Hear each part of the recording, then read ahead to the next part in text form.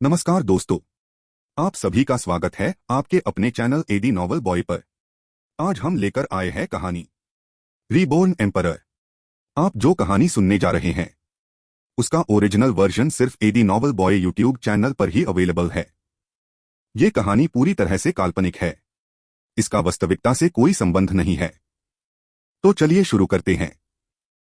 शंख का प्रहार और कैलाश पर नियंत्रण पिशाचतल में यह सम्राट वेगवानस की पहली यात्रा नहीं थी। इससे पहले भी वह इस जगह पर कई बार आ चुके थे, इसलिए यहाँ के रास्तों का उन्हें थोड़ा बहुत पता था। यहाँ पर आते ही उन्होंने सबसे पहले पिशाच परिवार की खोज की। थोड़ी ही देर में उन्हें पिशाच परिवार का महल नजर आ गया, जो किसी पुराने खंडहर के जैसा लग रहा था। सम्राट ने महल के मुख्य द्वार पर मौजूद एक पिशाच को एक देव अभिलेख दिया और उसे उनके परिवार के वरिष्ठ एल्डर तक पहुंचाने को कहा। जब वह देव अभिलेख पिशाच परिवार के उच्च अधिकारियों के पास पहुंचा तो पूरे परिवार में हड़कंप मच गया। कालनेमी ने किसी इंसान के शरीर पर कब्जा किया था। देव अभिलेख में कुछ दृश्य कैद थे जिनको देखने के बाद परिवार के वरिष्ठ एल्डर ने तुरंत एक सभा बुला ली। सिर्फ इतना ही नहीं, हमारे वर्तमान कुल प्रमुख शंख को कालनेमी की हरकत के बारे में पता था, पर उसे रोकने या सजा देने की बजाय उन्होंने अपने ही भाई की मदद की। मैं अपने वरिष्ठ एल्डर के अधिकार का इस्तेमाल करते हुए शंख को इसी समय उसके कुल प्रमुख के पद से हटाता हूं। सिर्फ इतना ही नहीं, उसे आज से परिवार से निष्कासित भी किया जाता है। दोनों भाइयों ने आज परिवार को बहुत गुस्सा दिला दिया था।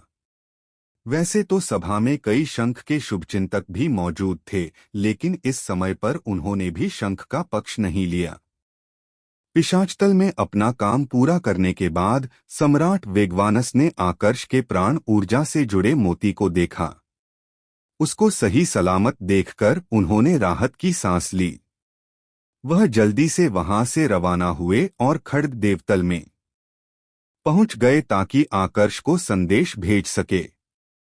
गुरुदेव, मैं अभी वरिष्ठ पिनाक के साथ हूं। फिलहाल के लिए मैं सुरक्षित हूं, पर आप अपना ध्यान रखिएगा। शंख आपको ढूंढ रहा है। आपकी वर्तमान स्थिति में आप शायद उसका सामने न कर पाए। मुझे लगता है कि कुछ समय के लिए आपका असुरतल में रहना ज्यादा सुरक्षित होगा, आकर्ष ने जवाब दिया। वह जानता था कि उसके गुरुदेव काफी ज्यादा ताकतवर है, लेकिन अभी के समय शंख का पलड़ा भारी था। सबसे पहले तो वह एक पिशाच था, तो उस पर साधारण प्रहार तो बिल्कुल भी असर नहीं कर सकते थे। उसे खत्म करने के लिए ताकतवर आध्यात्मिक शक्ति चाहिए थी, और इस आध्यात्मिक शक्ति को हासिल करने के लिए एक लंबी साधना। और सम्राट पहले से ही जख्मी थे। इस स्थिति में वह चाहकर भी शंख से लड़ नहीं सकते थे। शंख का क्या करना है मुझे पता है।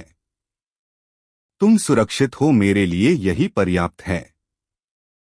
मैं अब असुरतल में जा रहा हूं। वापस आने में शायद मुझे थोड़ा समय लगे। इस दौरान अपना ध्यान रखना, सम्राट वेगवानस ने कहा। समझ गया। आप अपनी साधना पर ध्यान दीजिए, मैं भी अपना ध्यान रखूंगा, आकर्ष ने कहा। कुछ क्षण बाद सम्राट वेगवानस ने उत्सुकता से पूछा, तुम आखिर बचकर निकले कैसे? मुख्य उपाधि मंदिर जिस आयाम में है, उसकी स्थापना एक सर्वशक्तिशाली योद्धा के द्वारा की गई थी। वहां से भाग निकलने की संभावना न के बराबर है। गुरुदेव, पांचों दिव्य तत्वों ने मेरी मदद की, आकर्ष ने सच सच जवाब दिया। पांचों दिव्य तत्वों ने मदद की, यह सुनकर सम्राट वेगवानस की आवाज एकदम से गंभीर हो गई।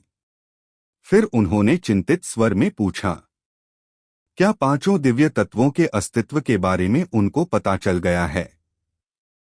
नहीं, आकर्ष ने बिना किसी झिझक के जवाब दिया। वह झूठ बोल रहा था। पर अभी यह झूठ बोलना जरूरी भी था।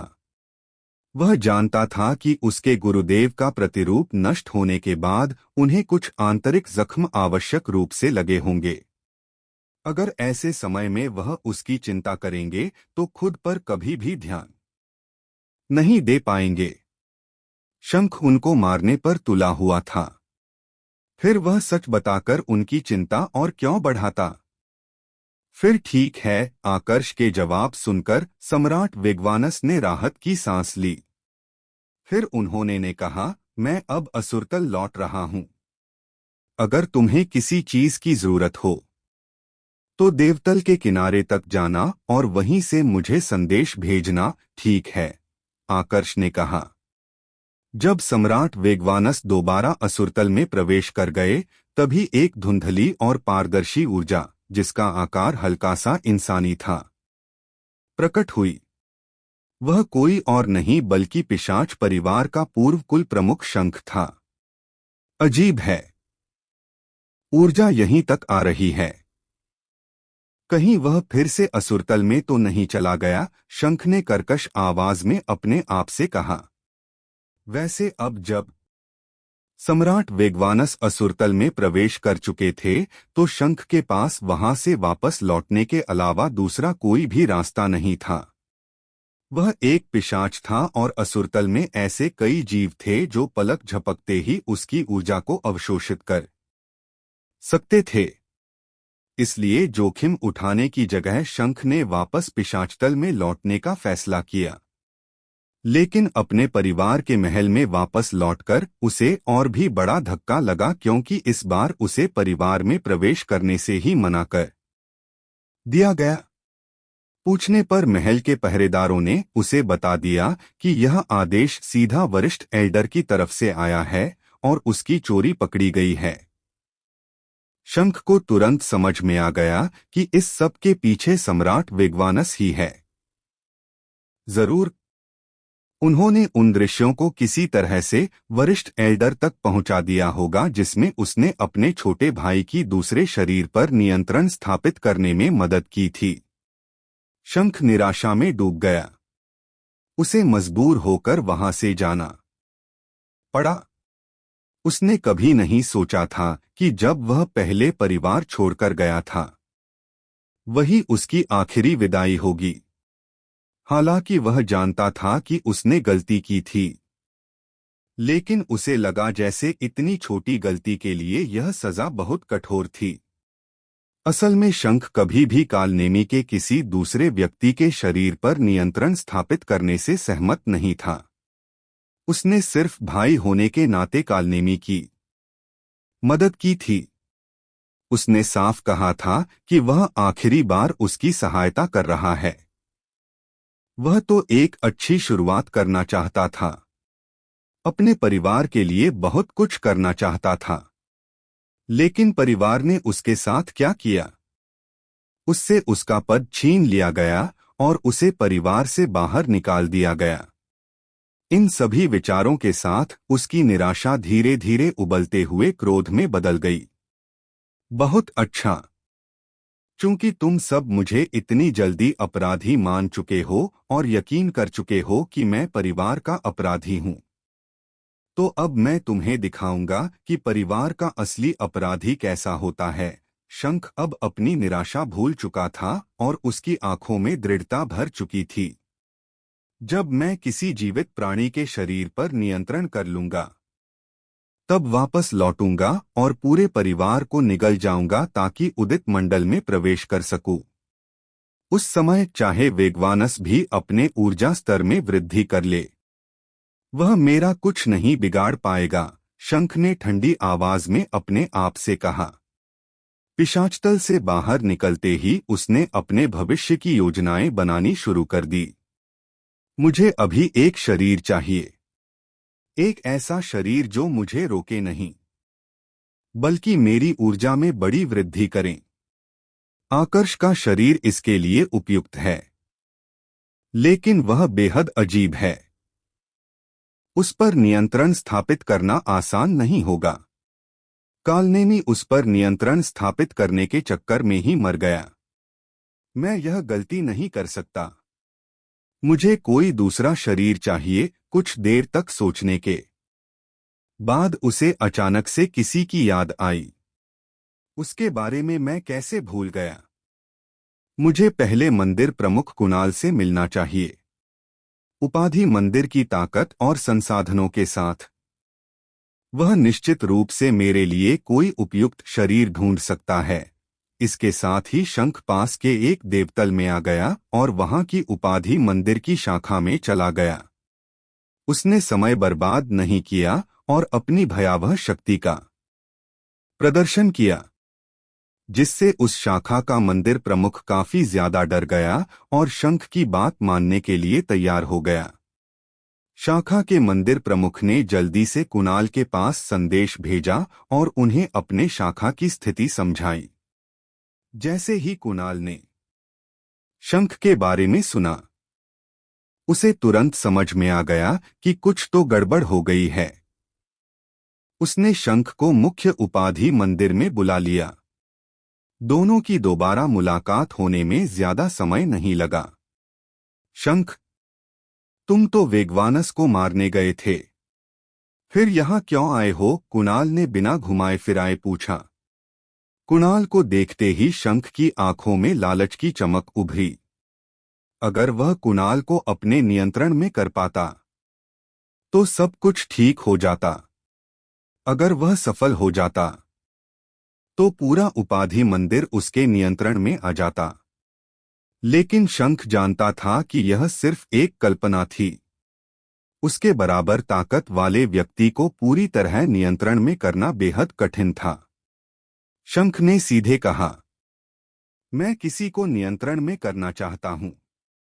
क्या तुम्हें पता है कि मुझे उचित शरीर कहाँ मिल सकता है? उपाधि मंदिर का सूचना विभाग तो बहुत बड़ा है।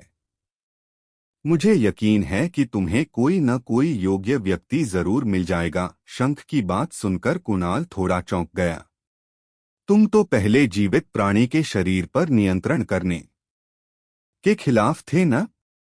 अचानक अपना विचार क्यों बदल लिया?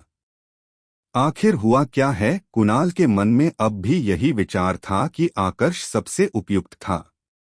फर्क नहीं पड़ता था कि उसे कालनेमी नियंत्रण में करे या शंख। मंदिर प्रमुख कुणाल उपाधि मंदिर देवतलों की शुरुआत से ही अस्तित्व में है। मंदिर प्रमुख होने के नाते मुझे यकीन है कि तुम्हारा ज्ञान बहुत विशाल होगा। तुम पिशाच परिवार के नियमों के बारे में भी जानते होंगे, शंख ने कहा। इतना सुनते ही कुणाल को सब कुछ समझ में आ गया। तो तुम्हारे परिवार को तुम्हारी चालाकी के बारे में पता चल गया? कुणाल ने पूछा। हाँ, इस चालाकी की वजह से मुझे मेरे कुल प्रमुख के पद से भी हटा दिया गया है, शंख ने जवाब दिया। यह सुनकर कुणाल चौंक गया। तुम अब कुल प्रमुख नहीं रहे। अगर मैं अभी भी पिशाच परिवार का कुल प्रमुख होता तो क्या मैं तुमसे अपने लिए किसी उपयुक्त शरीर की तलाश करने को कहता? शंख ने पलटकर पूछा। पर इतनी जल्दी उन्हें पता कैसे चला? कुणाल ने पूछा। ये सब सम्राट वेगवानस की वजह से हुआ। वो पिशाचतल में मेरे परिवार के महल में गया और हम दोनों भाइयों के मामले को उजागर कर दिया। उसी के परिणाम स्वरूप मुझे मेरे पद से हटा दिया गया और परिवार से भी निष्कासित कर दिया गया, शंख ने गंभीर स्वर में कहा। वेगवानस? कुणाल यह सुनकर और भी ज्यादा चौंक पड़ा।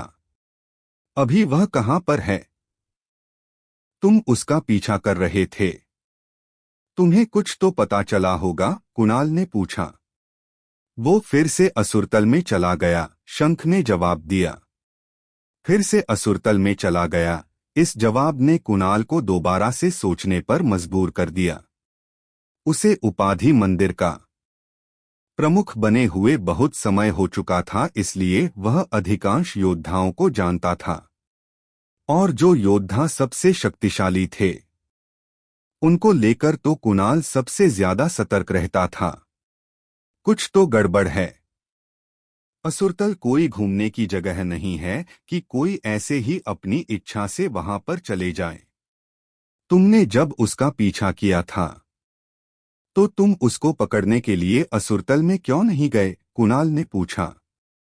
मेरे पास भौतिक शरीर नहीं है और यह बात तुम्हें भी अच्छे से पता है कि असुरतल में किस प्रकार के जीव रहते हैं।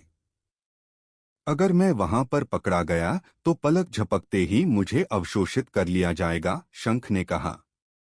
पर फिर भी तुम्हें उसे वहां पर नहीं जाने देना चाहिए था। याद है ना पिछली बार जब वह वहां पर गया था तो कितना ताकतवर बनकर लौटा था। वहां पर पक्का उसे कुछ तो ऐसा मिला है जो उसकी ताकत बढ़ाने में मदद कर रहा है। इस बार भी वो वहां पर गया है तो निश्चित रूप से अपनी ताकत बढ़ाने के लिए ही गया होगा। अगर हमने उसे रोक नहीं तो वो हमारे लिए ही बड़ा खतरा बन जाएगा, कुणाल ने गंभीर स्वर में कहा। यह मुझे पता है, इसीलिए तो तुमसे कह रहा हूं कि मेरे लिए एक उचित शरीर की व्यवस्था करो।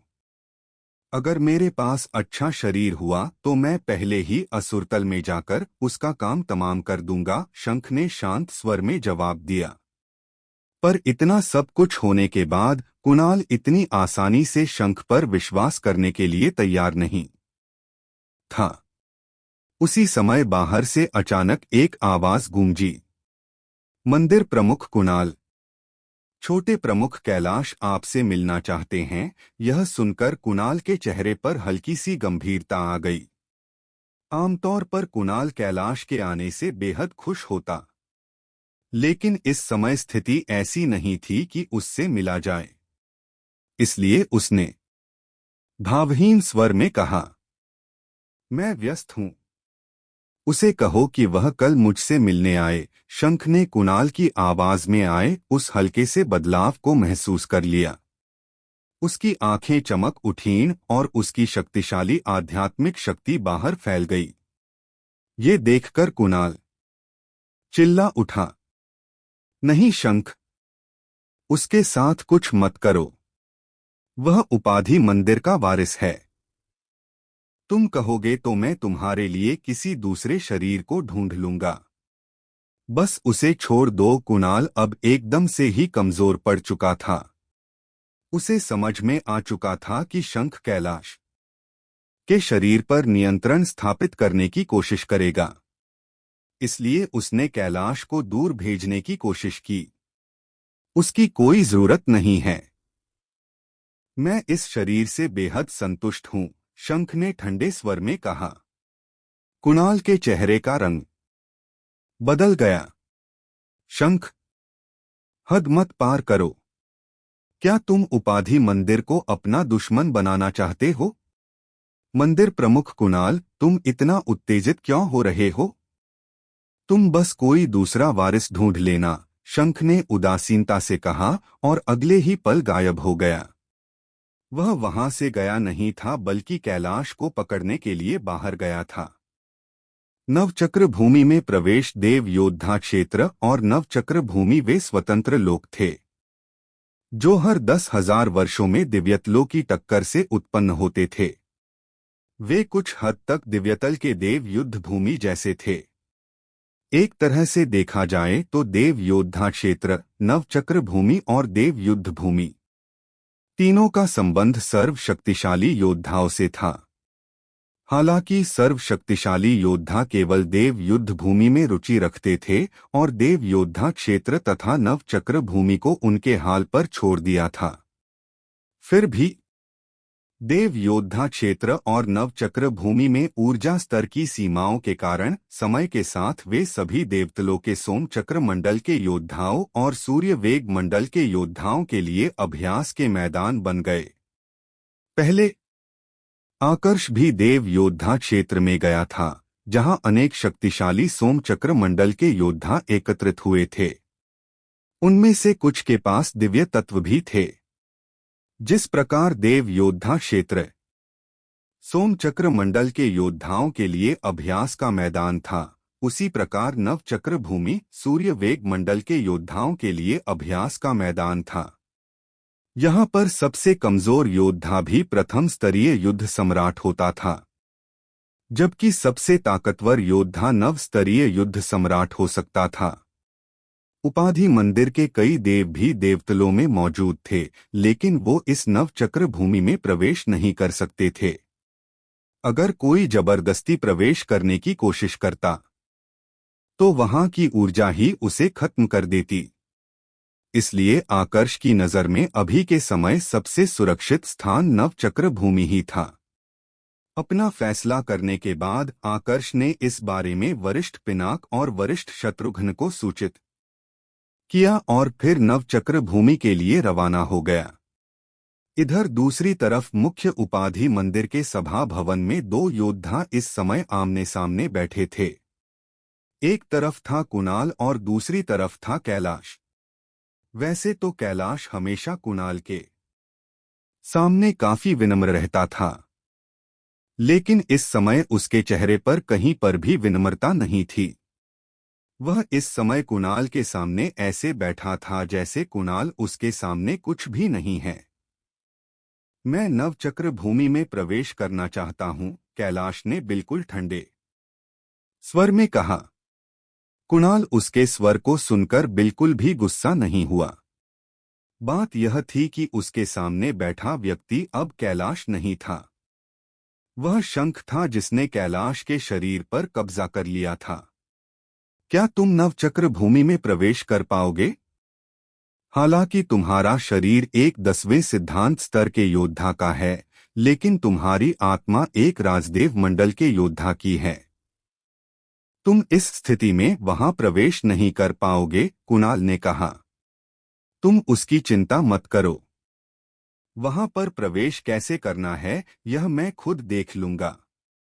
तुम बस इतना याद रखना कि आकर्ष को पकड़ने के बाद दिव्य तत्व वनस मुझे मिलना चाहिए।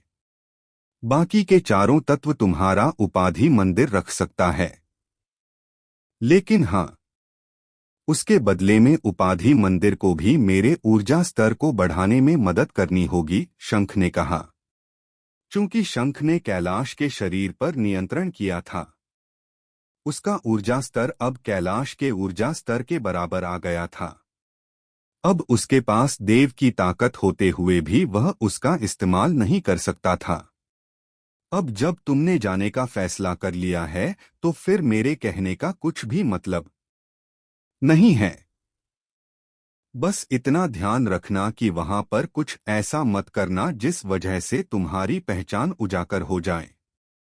अगर पता चला कि तुम एक पिशाच हो तो उपाधि मंदिर मजाक बनकर रह जाएगा, कुणाल ने कहा। यह सब मुझे पहले से पता है। तुम बस इतना काम करो जितना तुम्हें बताया है।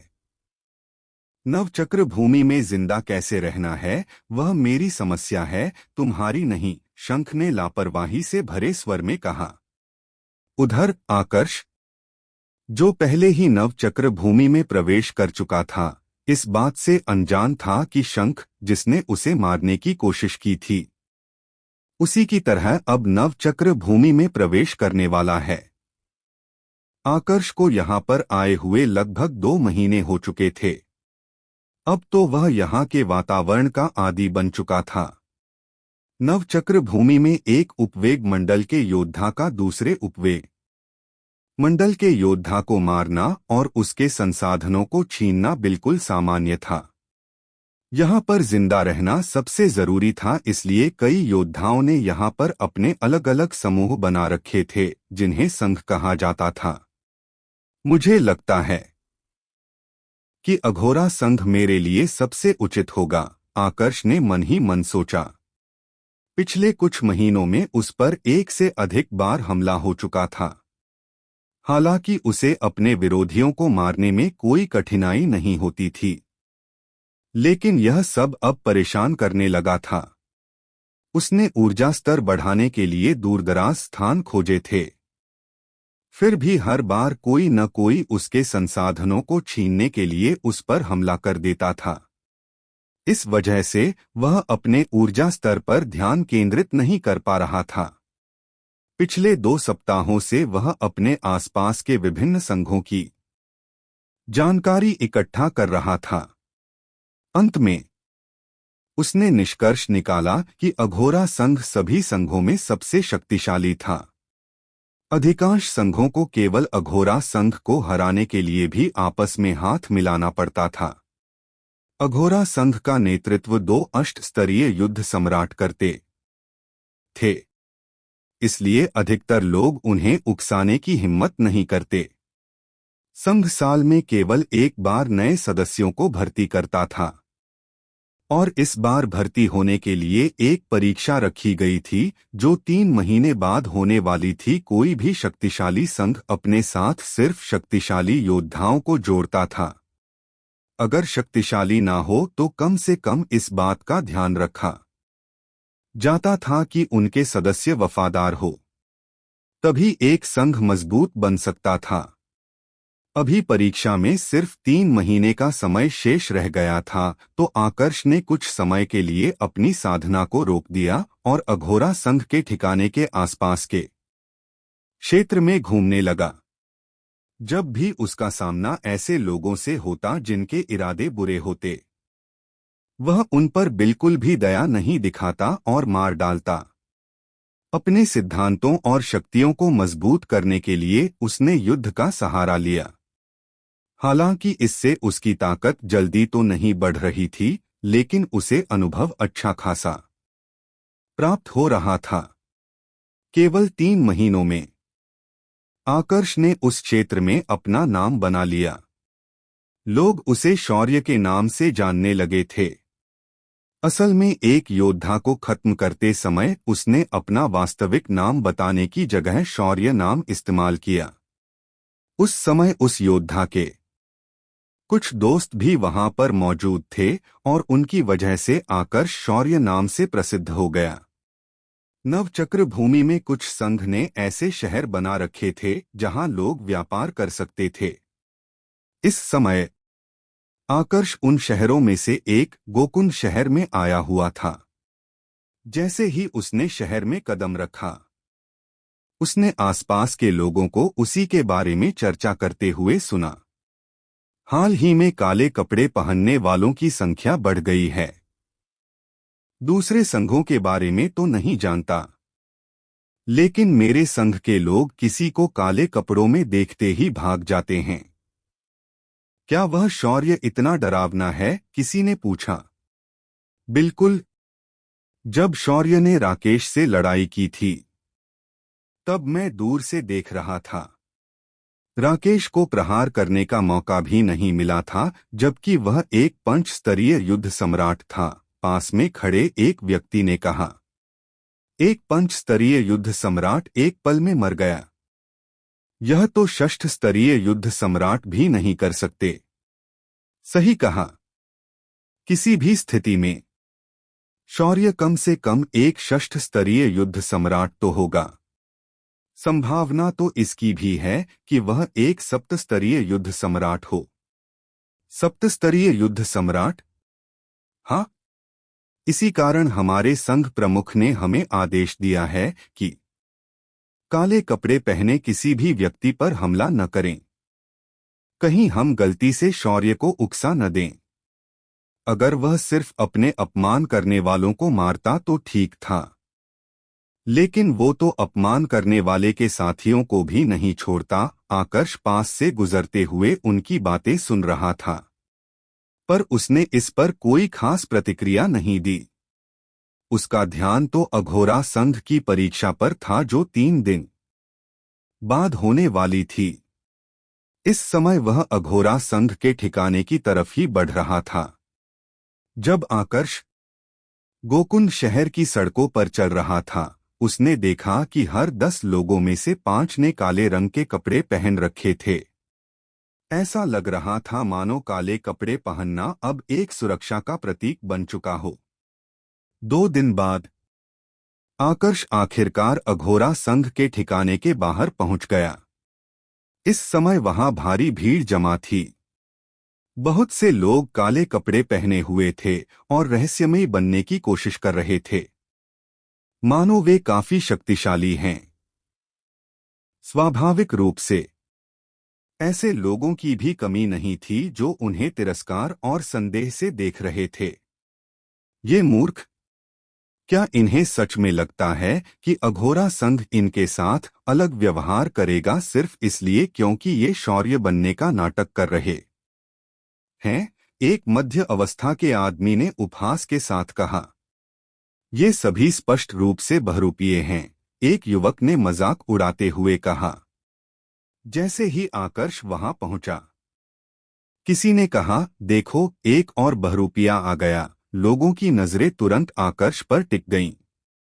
जो लोग स्वयं भी काले कपड़े पहने हुए थे, वे उसे घृणा और झुंझलाहट से देखने लगे, जबकि जिन्होंने काले कपड़े नहीं पहने थे, वे उसका मजाक उड़ा रहे थे। उसी समय अघोरा संघ के ठिकाने में से 3 आकृतियां उड़ती हुई बाहर आईं। एक वृद्ध व्यक्ति 2 मध्य अवस्था के पुरुषों के साथ आसमान से नीचे उतरा। वृद्ध व्यक्ति ने सफेद चमकदार कपड़े पहने हुए थे। उसे देखकर ही साफ पता चल रहा था कि वह संघ में किसी बड़े पद पर था। वह तो अघोरा संघ के 7वें रक्षक एल्डर मीनाक्ष है। इसी समय किसी ने चिल्लाकर कहा। उस आवाज को सुनकर सभी का ध्यान उस बुजुर्ग अवस्था के आदमी पर जाकर केंद्रित हो गया। अघोरा संघ के इतने बड़े व्यक्ति की मौजूदगी ने सभी को हैरान कर दिया था। 7वें रक्षक एल्डर एक बेहद ताकतवर सप्तस्तरीय युद्ध सम्राट थे। उन्होंने अकेले ही एक नए सप्तस्तरीय युद्ध सम्राट और एक षष्ठ स्तरीय युद्ध सम्राट को हराया था, जिन्होंने मिलकर उनसे लड़ाई की थी। हर किसी की आंखें उत्साह से चमक उठीं। वे मीनाक्ष को देखते हुए नवचक्र भूमि में मशहूर हुई उनकी उस लड़ाई पर जोश के साथ चर्चा करने लगे। मीनाक्ष ने भीड़ पर नजर दौड़ाई और उन लोगों को देखा जो काले कपड़ों में थे। फिर उन्होंने कहा, जो लोग काले कपड़ों में हैं, वे यहां से चले जाएं। अघोरा संघ बहरूपियों को स्वीकार नहीं करता। क्या तुम लोगों को लगता है कि सिर्फ काले कपड़े पहन लेने से तुम शौर्य जितने ताकतवर बन जाओगे? अगर उसे दिखावा करना होता तो क्या वह तुम लोगों की तरह सामने आकर खड़ा होता? उनके शब्दों में उपहास साफ झलक रहा था। उनकी बात सुनकर काले कपड़े पहने लोगों के चेहरे तुरंत बदल गए। उन्हें अफसोस होने लगा कि उन्होंने पहले अपने कपड़े क्यों नहीं बदल लिए। इसी समय काले कपड़े पहना एक युवक आगे बढ़ा और बोला, रक्षक एल्डर मीनाक्ष, मेरा शौर्य बनने का कोई इरादा नहीं है। मैं तो उसके आने से पहले से काले कपड़े पहनता आया हूं। सिर्फ मेरे रंग की पसंद की वजह से मुझे परीक्षा देने से मना करना, यह तो मेरे साथ अन्याय है। उसके बाद बाकी लोग भी उसका साथ देने लगे। रक्षक एल्डर मीनाक्ष, आपने गलत समझा है। मैं भी हमेशा से काले कपड़े पहनता आया हूं। मेरा शौर्य बनने का कोई इरादा नहीं है। सिर्फ इसलिए कि मैंने काले कपड़े पहने हैं, इसका मतलब यह नहीं कि मैं शौर्य बनने की कोशिश कर रहा हूं। एक एक करके काले कपड़े पहने सभी लोग खुद का और अपने रंग की पसंद का बचाव करने लगे। उनमें से हर कोई यह साबित करने की पूरी कोशिश कर रहा था कि वे शौर्य बनने का नाटक नहीं कर रहे। वे अपनी पूरी ताकत लगा रहे थे ताकि मीनाक्ष उन्हें अघोरा संघ की परीक्षा देने की अनुमति दे दे। तुम लोगों ने आखिरकार साबित कर दिया कि तुम सब नकली हो। अगर तुम में से कोई शौर्य होता तो वह अपनी पहचान का ढिंढोरा नहीं पीटता और खुद को सही साबित करने की कोशिश नहीं करता। तुम लोगों को मैं यह आखिरी अवसर दे रहा हूं। आधे मिनट से पहले यहां से नहीं गए तो मैं मारने से पहले एक पल का भी विचार नहीं करूंगा, रक्षक एल्डर मीनाक्ष ने कर्कश आवाज में कहा। उनकी चेतावनी सुनकर काले कपड़े पहने लोगों के चेहरे बिल्कुल पीले पड़ गए। अब उन्होंने जरा भी देर नहीं की और एक एक करके वहां से भागने लगे। इसी बीच आकर्ष के पास खड़ा नीले कपड़ों वाला एक युवक हंसते हुए बोला, तुम नहीं जा रहे? क्या तुम्हें लगता है कि रक्षक एल्डर मीनाक्ष मजाक कर रहे हैं?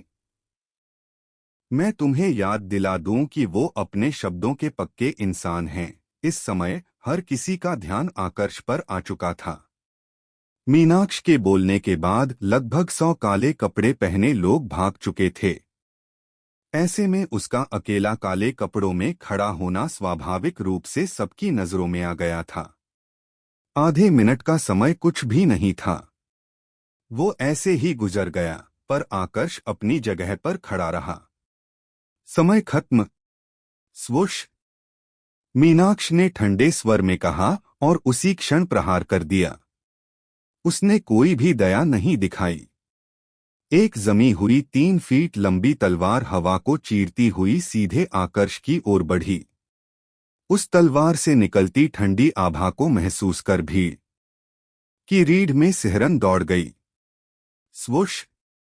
जब बर्फीली तलवार आकर्ष से कुछ इंच दूर रह गई, जब सभी को यकीन हो गया कि वह मरने वाला है, तब आखिरकार उसने प्रतिक्रिया दी। आकर्ष ने अपना दाहिना हाथ उठाया और एक उंगली आगे कर दी। तुरंत हल्के भूरे रंग की ऊर्जा ने उसके शरीर को ढक लिया, जिसने मीनाक्ष के हमले को रोककर निष्क्रिय कर दिया। इसके बाद वही धूसर ऊर्जा बाहर निकली और मीनाक्ष की ओर लपकी। ऐसी तेज रफ्तार देखकर मीनाक्ष की आंखें सदमे से फैल गईं। उसने चिल्लाकर हमला रोकने की कोशिश की, तुम शौर्य हो? Swoosh swoosh swoosh. एक जमा देने वाली हवा उभरी और तुरंत आकर्ष और मीनाक्ष के बीच बर्फ की दीवार बन गई। मीनाक्ष ने उसे रोकने की कोशिश की, पर आकर्ष अपनी स्थानांतरण तकनीक का प्रयोग करते हुए वहां से गायब हो गया। यह देखकर मीनाक्ष ने अपना हाथ आगे बढ़ाया और तुरंत उसकी हथेली में लगभग 10 मीटर लंबा बर्फीला भाला प्रकट हो गया। अघोरा संघ का प्रमुख जस्करण। उसी समय वह बर्फीला भाला नीचे गिरा। हालांकि रक्षक एल्डर मीनाक्ष ने इस हमले में अपनी पूरी ताकत झोंक दी थी, फिर भी वह बर्फीला भाला आकर्ष की सुरक्षा को तोड़कर उसके करीब नहीं पहुंच पाया। उल्टा वहां के ऊर्जा के दबाव में भाला खुद टूट गया। बैंग। सबकी निगाहों के सामने बर्फीले भाले को नष्ट करने के बाद आकर्ष की ऊर्जा बिना रुके रक्षक एल्डर मीनाक्ष की ओर बढ़ी। यह परिणाम देखकर रक्षक एल्डर मीनाक्ष की आंखों में निराशा भर गई। उन्हें लगा नहीं था कि इस तरह से एक दिन उन्हें सभी के सामने हार का सामना करना होगा। स्वोश। जब वो ऊर्जा रक्षक एल्डर मीनाक्ष के माथे से बाल भर दूरी पर रह गई, तभी वह अचानक हवा में गायब हो गई। अब कहीं जाकर रक्षक एल्डर मीनाक्ष ने राहत की सांस ली। अपने होश में लौटने में उन्हें कुछ समय लगा। जब उन्होंने खुद को संभाला, तो सबसे पहले आकर्ष का आभार प्रकट किया। ऊर्जा को रोकने के लिए धन्यवाद। क्षमा कीजिए, पहले मैंने आपको पहचाना नहीं, पर पूरा विश्वास हो चुका है कि आप ही शौर्य हैं। इस समय रक्षक एल्डर मीनाक्ष को अब जरा भी संदेह नहीं था कि उनके सामने खड़ा व्यक्ति वही शौर्य है जिसने हाल ही में अपनी ताकत से ख्याति हासिल की थी और अघोरा संघ के शीर्ष विशेषज्ञों का ध्यान अपनी ओर खींचा था। उन्होंने उसके बारे में जैसा सुना था बिल्कुल वह वैसा ही था, बस उसकी ताकत थोड़ी ज्यादा थी। उनके संघ के पास जो सूचना थी, उसके अनुसार शौर्य बस एक साधारण सप्तस्तरीय युद्ध सम्राट था। लेकिन अभी हुई भिड़ंत से साफ था कि शौर्य की ताकत एक सप्तस्तरीय युद्ध सम्राट के बराबर तो बिल्कुल भी नहीं थी। उधर भीड़ भी स्तब्ध रह गई जब रक्षक एल्डर मीनाक्ष ने आकर्ष की पहचान उजागर कर दी। वह सच में शौर्य है। रक्षक एल्डर मीनाक्ष को इतनी आसानी से हराने वाला निश्चित रूप से शौर्य ही होगा। भीड़ की बातों के विपरीत रक्षक एल्डर मीनाक्ष ने आकर्ष से इस बारे में कोई सवाल नहीं किया। बल्कि उन्होंने निमंत्रण देते हुए कहा, कृपया मेरे साथ आइए, हमारे संघ प्रमुख आपसे मिलना चाहते हैं। ठीक है, आकर्ष ने हल्के से सिर हिलाया। जाने से पहले रक्षक एल्डर मीनाक्ष ने अपने साथ आए दोनों मध्य अवस्था के आदमियों से कहा, तुम दोनों यहीं रहकर इस बार की भर्ती परीक्षा करवाओ जी। एल्डर मीनाक्ष दोनों ने जवाब दिया और फिर अपने काम में लग गए। उसी समय रक्षक एल्डर मीनाक्ष आकर्ष को लेकर अघोरा संघ की इमारत के भीतर आ गए। इमारत बाहर से देखने में तो बहुत छोटी थी, लेकिन अंदर वहां पर अलग ही आयाम बना हुआ था। आखिरकार यहाँ का प्रत्येक योद्धा सूर्य वेग मंडल के चरम पर पहुंचा हुआ था। उनके लिए छोटे आयाम का निर्माण करना कोई बड़ी बात नहीं थी। संघ का असली ठिकाना एक विशाल घाटी के भीतर फैले जंगल में स्थित था। वहां ऊपर आसमान में कई आकृतियां उड़ती हुई दिखाई दे रही थीं। प्रणाम रक्षक एल्डर मीनाक्ष। प्रणाम रक्षक एल्डर मीनाक्ष। जब लोगों ने रक्षक एल्डर मीनाक्ष को देखा तो वे एक एक करके उनको प्रणाम करने लगे। हालांकि जब उन्होंने देखा कि रक्षक एल्डर मीनाक्ष आकर्ष के प्रति कितना विनम्र व्यवहार रख रहे हैं, तो वे सभी हैरान और उलझन में पड़ गए। चलते हुए रक्षक एल्डर मीनाक्ष ने पूछा, क्या आपने इससे पहले कभी किसी संघ में शामिल नहीं हुए? असल में रक्षक एल्डर मीनाक्ष आकर्ष की असली पहचान पता करने की कोशिश कर रहे थे। आखिर कौन जानता था कि आकर्ष किसी दुश्मन द्वारा भेजा गया जासूस न हो जो उनके बीच घुसपैठ करना चाहता हो। उन्होंने उसे निमंत्रण भी इसी उद्देश्य से दिया था ताकि उसकी पड़ताल की जा सके। आखिरकार शौर्य का अचानक प्रकट होना काफी संदिग्ध था। मुझे नवचक्र भूमि में आए अभी आधा साल भी नहीं हुआ है, आकर्ष ने कहा। रक्षक एल्डर मीनाक्ष के बोलने से पहले ही उसने आगे कहा, यह पहली बार है जब मैं नवचक्र भूमि में आया हूं। अघोरा संघ में शामिल होने का कारण सिर्फ इतना है कि मैं बिना किसी रुकावट के शांति से साधना करना चाहता हूं। किसी संघ में शामिल हुए बिना बाहर शांति से साधना करना असंभव है। समझ गया, रक्षक एल्डर मीनाक्ष ने ऐसे सिर हिलाया मानो उसकी शंका दूर हो गई हो। लेकिन भीतर ही भीतर वह अब भी सतर्क था। आखिरकार आकर्ष के दावों की पुष्टि करने का कोई तरीका नहीं था। थोड़ी देर बाद उन्होंने पूछा, क्या मैं आपका नाम जान सकता हूं? अब तक कोई नहीं जानता था कि शौर्य वास्तव में कौन है। न किसी को उसका नाम पता था, न यह कि वह कहां से आया है, और न ही वह किस ताकत से संबंधित है। चूंकि आकर्ष को अपनी पहचान छिपाने की कोई जरूरत महसूस नहीं हुई, इसलिए उसने आसानी से अपना नाम बता दिया। बहुत अच्छा नाम है, रक्षक एल्डर मीनाक्ष ने औपचारिकता निभाते हुए कहा। फिर पूछा, आप किस देवतल से हैं? खड्ग देवतल। आप किस शक्ति से संबंधित हैं?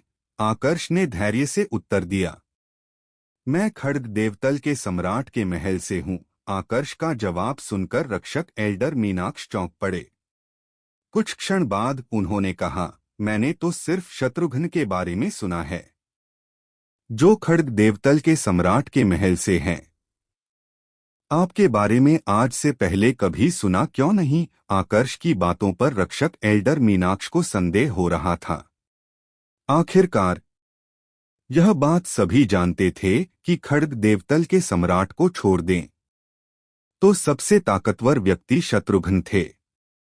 अगर आकर्ष के जितना ताकतवर योद्धा उनके महल में पहले से था तो उन्होंने निश्चित रूप से उसके बारे में सुना होता। रक्षक एल्डर मीनाक्ष इससे आगे और सवाल पूछ पाते, उससे पहले ही वे अपनी मंजिल पर पहुंच चुके हैं।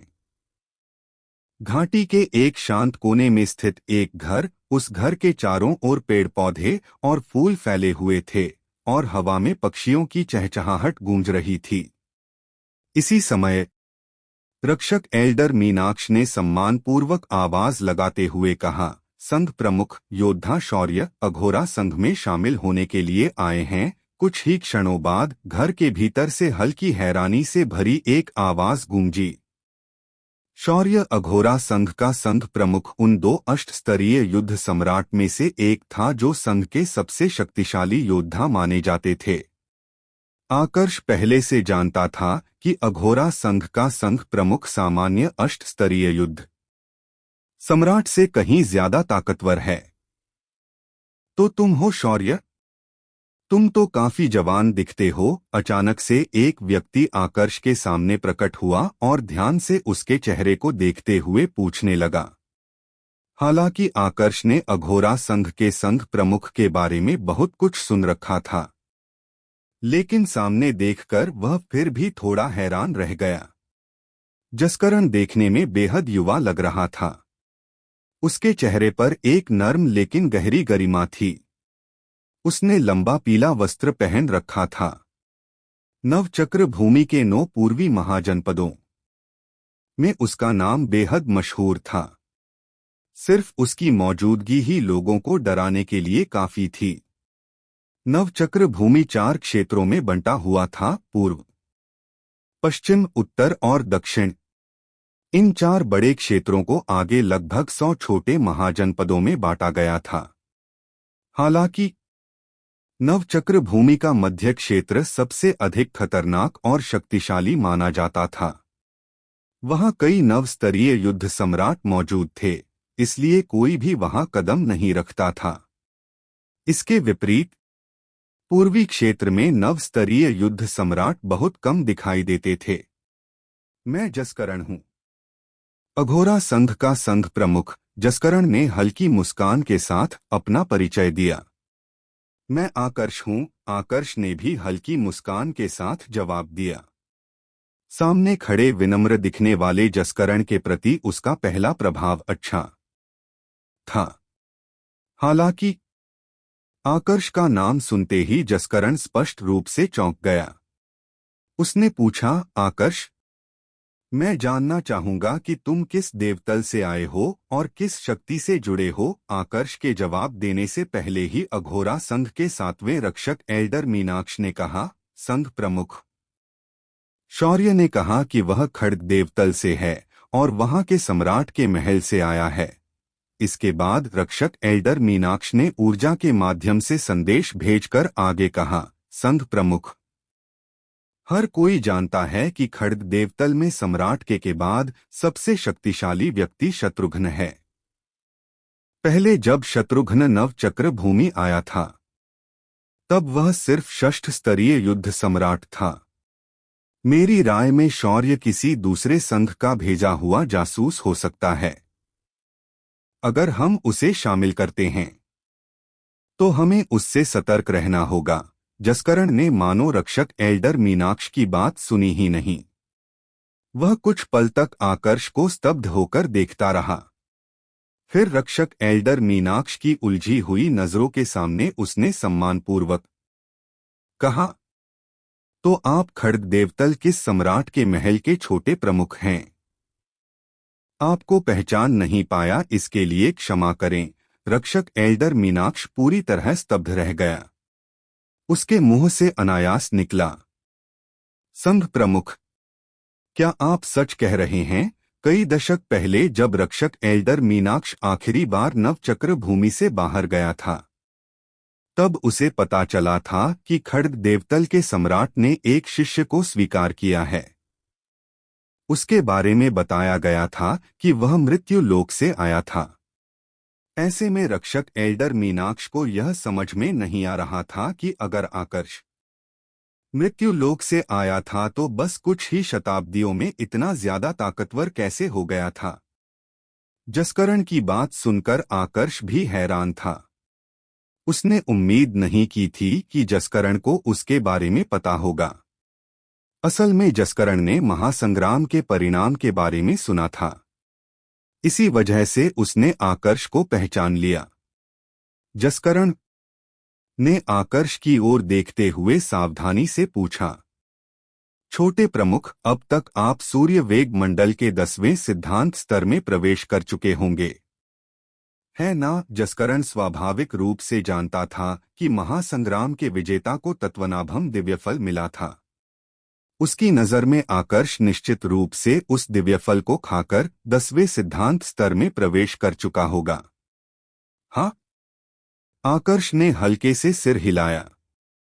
हालांकि जस्करण पहले ही इसका अंदाजा लगा चुका था, फिर भी आकर्ष की पुष्टि सुनकर वह भीतर तक हिल गया। उसने गहरी सांस लेते हुए पूछा, तो इसका मतलब आपकी ताकत अब अष्टस्तरीय युद्ध सम्राट के बराबर होगी, है ना? जो रक्षक एल्डर मीनाक्ष अभी अभी खुद को संभाल पाया था, वह यह सुनते ही पूरी तरह सुन्न रह गया। आज से पहले उसने अपनी पूरी जिंदगी में कभी इतनी बार झटके नहीं खाए थे। आकर्ष ने जस्करण के सवाल का जवाब सिर्फ हल्की मुस्कान से दिया। उसने न तो पुष्टि की और न ही इनकार किया। हालांकि जस्करण उसके चेहरे की मुस्कान से ही जवाब समझ चुका था। उसकी आंखें चमक उठीं। उसने पूछा, छोटे प्रमुख, क्या आप अघोरा संघ में शामिल होना चाहते हैं? हाँ, मुझे सिर्फ एक ऐसी जगह चाहिए जहां मैं शांति से साधना करना कर सकूं। हर बार जब मैं साधना शुरू करता हूं, कोई न कोई मुझे बाधित कर देता है। हर किसी को मारना भी बहुत झंझट भरा है। इसलिए मैंने तय किया कि किसी संघ में शामिल होकर बिना बाधा के साधना करूं, आकर्ष ने जवाब दिया। समझ गया। फिर तो अघोरा संघ आपका स्वागत करता है, जस्करण मुस्कुराते हुए बोला। फिर उसने आगे कहा, मेरे विचार से सबसे अच्छा होगा कि आप इस संघ के संघ प्रमुख का पद संभाल लें। मैं संघ का उप प्रमुख बन जाऊंगा नहीं, मैं सिर्फ साधना के लिए एक शांत जगह ढूंढने आया हूं। हालांकि अगर संघ को मेरी मदद की जरूरत पड़ी और मेरे पास मदद करने की क्षमता हुई, तो मैं निश्चित रूप से मदद करूंगा। लेकिन मुझे संघ का संघ प्रमुख बनने में कोई रुचि नहीं है। आकर्ष को अघोरा संघ का संघ प्रमुख बनने में बिल्कुल दिलचस्पी नहीं थी। उस पद के साथ बहुत सारी जिम्मेदारियां जुड़ी थीं और उसके पास उन सब के लिए समय नहीं था। हालांकि जस्करण को आकर्ष के इनकार पर हैरानी नहीं हुई, फिर भी उसके चेहरे पर हल्की निराशा उभर आई। ठीक है, उस स्थिति में मैं आपको संघ का उप प्रमुख का पद दे देता हूं। इसी के साथ आकर्ष अघोरा संघ का पहला उप प्रमुख बन गया। एक और बात, मैं चाहता हूं आप मेरे लिए एक ऐसे स्थान की व्यवस्था करें जहां पर मैं आराम से बैठकर साधना कर सकूं।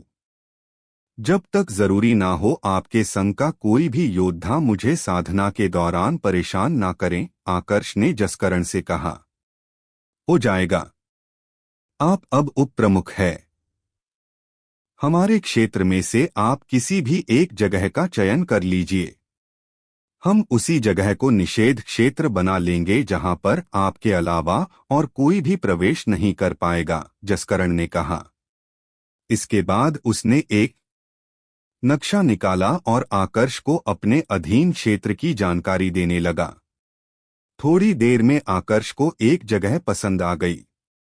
जस्करण ने वह जगह आकर्ष की साधना के लिए निषेध क्षेत्र में बदल दी। साथ में उसने कुछ योद्धाओं को भी वहां पर तैनात कर दिया और उन्हें साफ आदेश दिया कि कोई भी बिना अनुमति के भीतर प्रवेश करने की कोशिश करें तो उसे सीधा जान से मार दिया जाए। इस तरह आकर्ष को साधना के लिए सबसे सुरक्षित स्थान मिल गया। लेकिन वही बाहर जब बाकी योद्धाओं को इस बारे में पता चला कि संघ प्रमुख ने एक क्षेत्र को निषेध क्षेत्र में बदल लिया है, तो सब उस जगह के बारे में पता करने की कोशिश करने लगे। इसी बीच एक योद्धा ने यह खबर बाहर फैला दी कि शौर्य असल में कोई और नहीं बल्कि आकर्ष है, जो महासंग्राम का विजेता था और खड्ग देवतल के सम्राट वेगवानस का उत्तराधिकारी है।